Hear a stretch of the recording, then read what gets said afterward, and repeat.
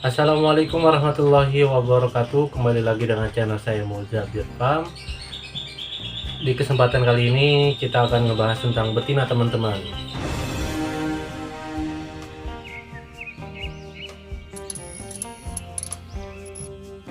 Jadi sebelum kita ngelanjutin, sebelumnya saya minta maaf yang sebesar-besarnya kalau misalkan konten saya mungkin cara berbicara saya atau videonya kurang jelas atau audionya kurang bagus. Saya mohon maaf yang sebesar-besarnya karena memang masih masa lebaran. Nah, oke, kita lanjut aja. Jadi ada beberapa pertanyaan-pertanyaan teman-teman dari teman-teman sendiri yang enggak saya bales, tapi saya balas lewat konten. Kalaupun saya balas lewat komentar, itu komentar jawaban singkatnya. Nah, ini kita lebih jelaskan. Pertanyaan pertama dari Adi underscore R3. Om, betina sistem tempel jantan manfaat dan fungsinya apa? Dan kinerjanya ketika apa, Om? Jadi betina, pelayarnya betina. Sistem tempel itu ya awalnya fokus penggacoran. Awal fokusnya penggacoran. Ketika memang burungnya sudah gacor, sudah bocor, baru kita masuk ke sistem tempel.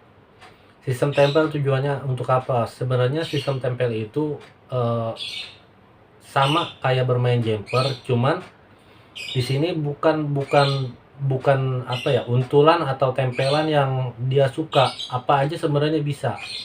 Jadi sebenarnya untuk peredam aja, peredam. Dan juga sistem tempel itu udah sering ya saya sebutkan.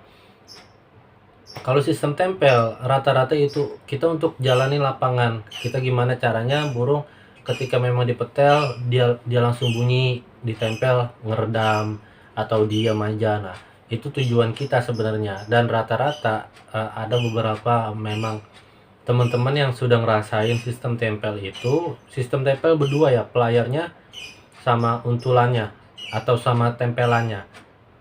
Itu udah ngerasain ke jalan gantangan. Nah, itu pertama. Fungsinya tergantung tempelannya apa.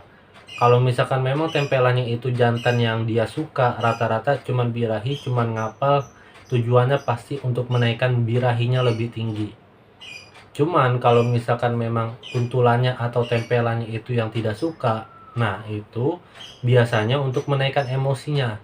Makanya sebelum teman-teman sistem tempel, teman-teman stabilin birahi emosinya lewat penggacoran dulu. Penggacoran itu banyak, bisa koloni beda sangkar, bisa juga pesinggalan total. Ketika memang sudah bocor kan berarti memang birahi sama emosinya sudah seimbang. Nah, baru ditempel. Nah, habis dari tempel, rawatan berikutnya gimana, Bang? Rawatan berikutnya adalah kita harus raba. Ketika memang ditempel dia burungnya saling suka atau sering ngapal, kita bantu penjemuran. Pakannya sedikit aja, ditingginya sedikit. Nah, itu kalau untuk sistem tempel, tujuan dan fungsinya bisa menaikkan birahi, bisa menaikkan emosi. Makanya saya itu dari dulu, dari pertama channel ini dibikin, saya nggak pernah yang namanya berani ngejamin burung ini birahi, burung itu emosi. Kecuali saya tahu perawatannya kayak apa, riwayatnya kayak apa, baru saya bisa ngasih ngasih ngasih jaminan lah bahasanya. Ini birahi, ini emosi. Nah, oke, kita lanjut. Di pertanyaan kedua, ada Selamat Pitek. Mau tanya, Om, cara ngerawat lovebird betina biar gacor ngerawat gimana, Om? Mohon bimbingannya, Om. Nah, kalau untuk penggacoran itu banyak. Penggacoran betina itu banyak. Mau pakai sistem apa aja selama dia mau bunyi, itu udah termasuk penggacoran. Dan mau pakai sistem apapun, kalau misalkan burungnya mau bunyi, berarti memang burungnya udah suka. Dan perawatan kita benar. Perawatan dalam arti cara pakannya, cara mandinya, cara jemurnya. Nah, gitu. Nah, kalau untuk di saya pribadi, penggacoran itu cuman kalau betina itu kita pakai single total, mandi banyak, atau di koloni beda sangkar. Kalau yang single total mandi banyak, rata-rata saya itu selalu pakai betina yang betina over birahi, benar-benar birahinya muncak. Nah, ini kita lebih detail lagi ya. Kalau buat mandi betina sistem single total tapi mandi banyak. Malamnya di kerodong, ini yang sering saya lakukan. Malamnya di kerodong, tapi kerodong juga ada dua fungsi. Kalau misalkan burungnya memang suka kerodong ataupun memang di kerodong ngerusak bulunya, bisa cabul segala macam, itu saya non kerodong karena memang ada dua versi di saya. Makanya harus diraba juga teman-teman kalau ngerawat. Nah, kerodong itu bisa di kerodong non kerodong yang tadi saya bilang. Kalau di kerodong itu khusus burung yang maksudnya ya bisalah diajak kompromi, dalam arti enggak ngerusak bulunya, enggak ngejolimin dirinya. Nah, kalau yang non kerodong itu benar-benar betina yang ya sebaliknya, yang rusak bulunya, yang gigitin bulunya sampai cabul segala macam. Nah, itu saya non kerodong. Nah, kalau untuk dari pakan ini juga ada dua versi di saya pribadi karena saya sudah meriset, sudah analis sama setiap burung yang over birahi, betina khususnya. Kalau burung yang betina over birahi itu ada dua pakan mandi banyak. Satu pakan polos untuk khusus yang sebenarnya sama kayak kerodong. Pakan polos khusus burung-burung yang memang nyakitin dirinya sendiri. Kadang ada yang namanya gigitin dadanya, gigitin kakinya, gigitin sayapnya sampai lepas, sampai berdarah segala macam. Nah, itu saya pakan polos. Kalau pakan tingginya yang dibilang over birahi tapi masih aman. Nah, mandi banyak itu sekitar 5 sampai 6 sampai 6 lah rata-rata. Setiap mandi kering, mandi kering, mandi kering, mandi kering, begitu terus setiap hari konsisten. Insya Allah ya, dari burung yang over birahi insya Allah pasti bakalan jadi bunyi. Dan rata-rata di situ kita main mandi banyak, durasinya pasti terolah. Kalau misalkan ditanya nih, kira-kira jadinya itu berapa lama bang? Kalau saya pribadi ya mungkin rezeki saya juga, dan juga ada beberapa burung yang saya mandi banyak itu nggak efisien. Karena balik lagi materinya. Karena begini teman-teman, teman-teman punya burung dulu mungkin durasian, mungkin gacor, mungkin sudah bocor, tiba-tiba salah ngerawat, pakannya ditinggiin terus sampai akhirnya over birahi, ya kan? Itu bisa mandi banyak dan insya Allah pasti bakalan bunyi lagi.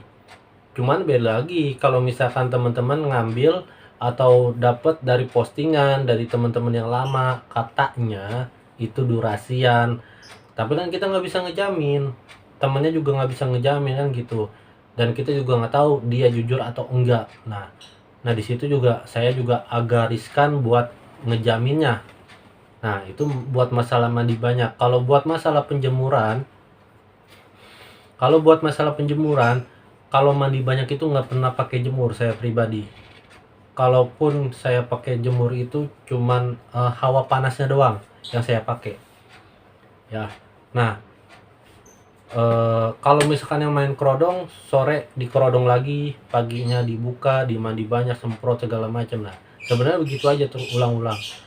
Dan kalau burung saya ya rata-rata itu sebulan 2 bulan itu memang mandi banyak ya langsung keluar lagi durasinya. Ini yang kita bicarakan betina over birahi yang ada materi ya. Beda lagi kalau misalkan teman-teman yang tadi saya bilang, kalau misalkan bukan burung materi itu susah. Nah, oke, jadi penggacoran yang kedua itu ada single total udah. Koloni beda sangkar maksudnya. Koloni beda sangkar yang pernah saya bilang, tujuannya dan fungsinya itu tergantung burungnya, tergantung penempatannya, dan juga tergantung teman-teman yang di koloniannya.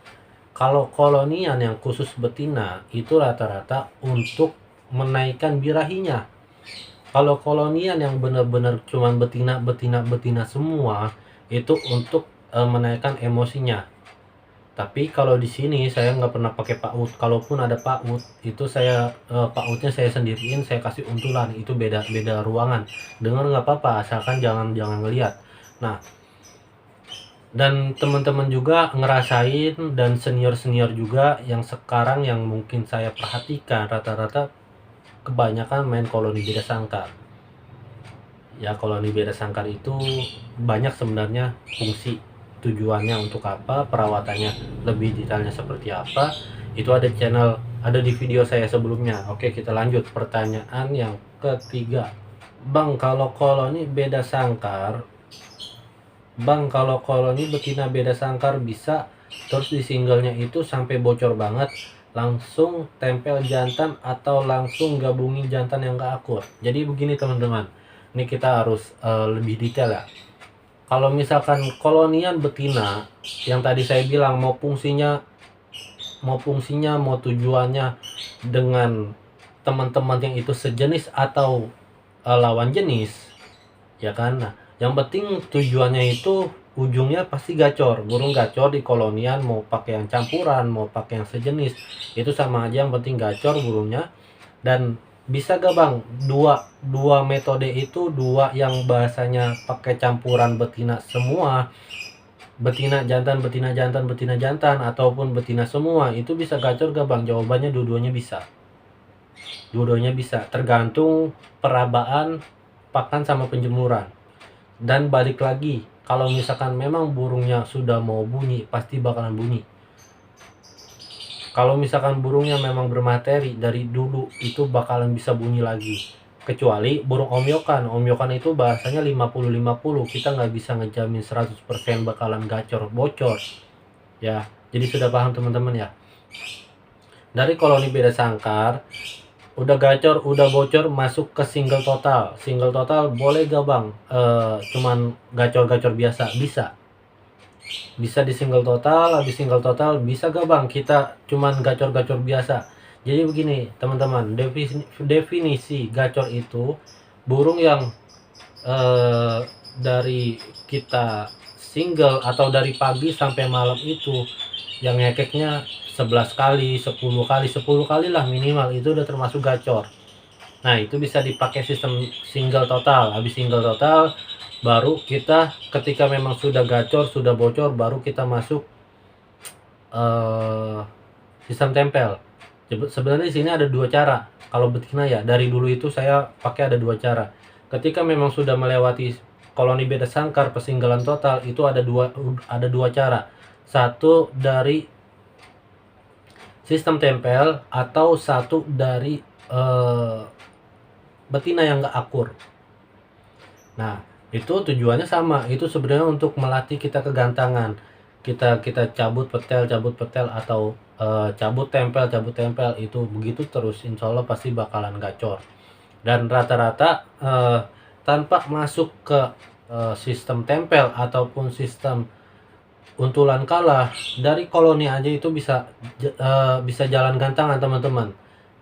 Nah, itu udah banyak teman-teman kita, saudara-saudara kita, senior-senior kita yang sudah ngerasain dari koloni beda sangkar aja itu udah bisa jalan kegantangan.